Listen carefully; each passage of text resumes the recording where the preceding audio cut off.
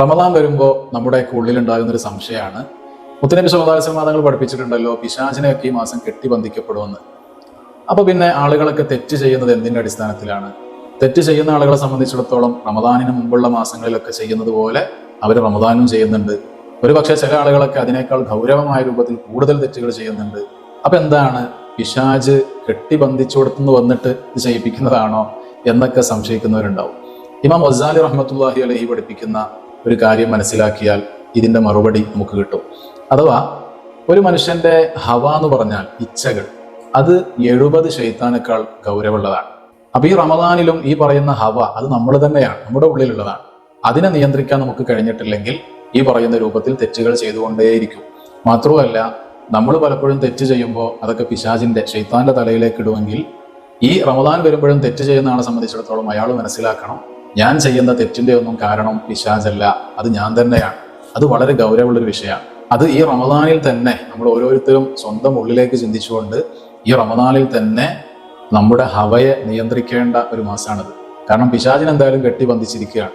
ഈ ഹവയെ മാത്രം നമ്മളൊന്ന് ശ്രദ്ധിച്ചാൽ മതി, അതിനെ ഒന്ന് മെരുക്കിയെടുക്കാൻ നോക്കിയാൽ മതി. റമദാൻ അല്ലാത്ത മാസത്തിൽ ഈ പറയുന്ന ശരീരത്തിന്റെ ഇച്ഛകൾ ഒരു ഭാഗത്ത്, പിശാച് ഒരു ഭാഗത്തും ഉണ്ടാവും. പിശാച് യഥാർത്ഥത്തിൽ ചെയ്യുന്ന പണി എന്താണെന്ന് വെച്ചാൽ നമുക്ക് വേണ്ട സഹായങ്ങളും സാഹചര്യങ്ങളും അടുപ്പിച്ചു തരിക എന്നുള്ളതാണ്. അത് ആഖിറത്തിൽ വെച്ച് തന്നെ പിശാചിനെ ജനങ്ങൾ പിടികൂടും, വളയും. എന്നിട്ട് പറയും, നീയാണ് ഞങ്ങളെ ഈ ദുരന്തത്തിലേക്ക് എത്തിച്ചത്, ഈ രൂപത്തിൽ നരകക്കുണ്ടാരത്തിലേക്ക് എത്തിച്ചത് എന്ന് പറയുമ്പോൾ പിശാച് പറയുന്ന മറുപടിയുണ്ട്, അങ്ങനെ നിങ്ങൾ പറയരുത്.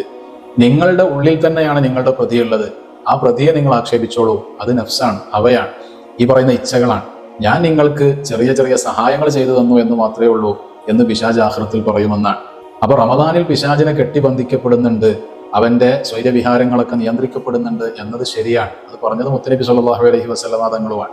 അപ്പോൾ ഈ സമയത്തും തെറ്റ് ചെയ്യുന്നവരെ സംബന്ധിച്ചിടത്തോളം അവരുടെ ശത്രു അവരുടെ ഉള്ളിൽ തന്നെയാണ്, കുടുംബത്തിൽ തന്നെയാണ് ശത്രു എന്ന് പറഞ്ഞാൽ അതിന്റെ ഗൗരവം പിന്നെ പറയേണ്ടതില്ലല്ലോ.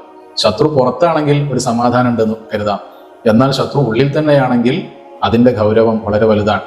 അപ്പൊ നമ്മൾ ഓരോരുത്തരും ഈ റമദാനിൽ സ്വന്തം ആത്മാവിനോട് ചോദിക്കണം, സ്വന്തത്തോട് ചോദിക്കണം, എൻ്റെ കഥ എന്താണ്, ഞാൻ ഈ മാസത്തിലും തെറ്റ് ചെയ്തുകൊണ്ട് മുന്നോട്ട് പോവാണോ എന്നുണ്ടെങ്കിൽ പിശാചല്ല ഉത്തരവാദി, ഞാൻ തന്നെയാണ്. അല്ലെങ്കിലും പിശാചല്ലല്ലോ നമ്മളെ കൊണ്ട് തെറ്റ് പൂർണ്ണമായി ചെയ്യിപ്പിക്കുക എന്ന് പറഞ്ഞാൽ അതിലേക്ക് വലിച്ചു കൊണ്ടുപോകല്ലോ ശൈത്താൻ ചെയ്യുന്നത്. അങ്ങനെയാണെങ്കിൽ പിന്നെ തെറ്റിന് അല്ലാഹു സുബ്ഹാനഹു വ തആല നമ്മെ ശിക്ഷിക്കുന്നതിൽ എന്തർത്ഥമുള്ളത്? പിശാചിനെ ശിക്ഷിച്ചാൽ പോലെ. നമ്മുടെ ഹവ, ഈ പറയുന്ന ഇച്ഛകൾ ഓരോ മാനേജറാണ്, അതാണ് തീരുമാനിക്കുക ഇന്നത് ചെയ്യണം ഇന്നത് ചെയ്യണം. അപ്പൊ അതിന് വേണ്ട സാഹചര്യങ്ങൾ ഒരുക്കി തന്ന് നമുക്ക് വേണ്ട സഹായങ്ങൾ ചെയ്തു തരികയാണ് ഈ പിശാച് ചെയ്യുന്നത്. അതുകൊണ്ട് ഈ മാസം നമ്മളൊക്കെ വളരെ ഗൗരവത്തോടുകൂടെ ഈ ഒരു കാര്യം ശ്രദ്ധിക്കുകയും അതിനു വേണ്ട പരിഹാര മാർഗങ്ങൾ സ്വീകരിക്കുകയും അള്ളാഹുവിനോട് നിരന്തരമായി ദുആ ചെയ്യുകയും വേണം.